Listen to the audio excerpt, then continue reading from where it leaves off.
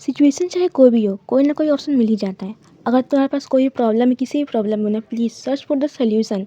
उस सोल्यूशन को सर्च करो, तुम्हें ज़रूरत है। रिसेंटली तो मैं मेरे दोस्त इस जंगल से बाहर निकलने के रास्ते ढूंढ रहे हैं। So hello everyone, welcome back to my mini vlog. तो सुबह सुबह मेरी मुलाकात मेरी एक दोस्त हो गई जो मेरे भाई की क्लास में पढ़ती थी। तो ये था रिएक्शन उसका मुझे देखने के बाद। आई डोंट नो वो कौन सी आंखों से मुझे देख रही थी या फिर, लेकिन कोई बात नहीं, थोड़ी बहुत टाइप तो मैं भी डिजर्व करती हूँ यार। फिर वो चली जाती है अपने डॉगी को लेकर। मैं पहुंच जाती हूँ अपने कानपुर इंस्टीट्यूट ऑफ टेक्नोलॉजी मतलब KIT में पहुंच जाती हूँ।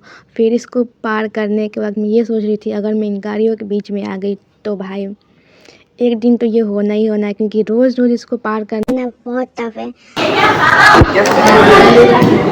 सो 4 क्लासेस अटैम्प्ट करने के बाद हम लोग का लंच हो जाता है। सब बच्चे चले जाते हैं लंच करने के लिए और ये मेरी दोस्त पता नहीं किससे बातें कर रही थी। फिर मैं एक और अपनी दोस्त को पकड़ती हूँ, फिर बोलती हूँ चलो थोड़ा सा बाहर एक्सप्लोर करते हैं यार, दिन भर तो क्लास ही में बैठना है।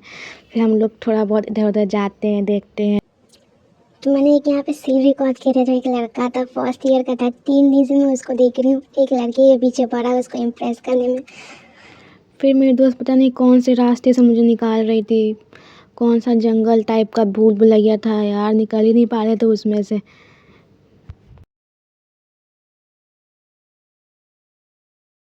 सो बहुत देर बाद चलने के बाद हम उस बुलबुले से निकल ही जाते हैं।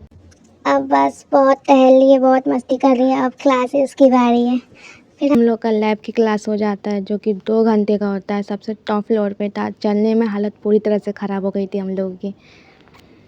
फिर हम लोग की छुट्टी हो जाती है और एक छोटी सी नदी थी जो हमारे कॉलेज में इकट्ठा हो गया था बिकॉज ऑफ बारिश, और इसे हमें पार करना था। सो बस इतना ही आज के लिए, फिर कल मिलते हैं नए ब्लॉग में। Bye bye.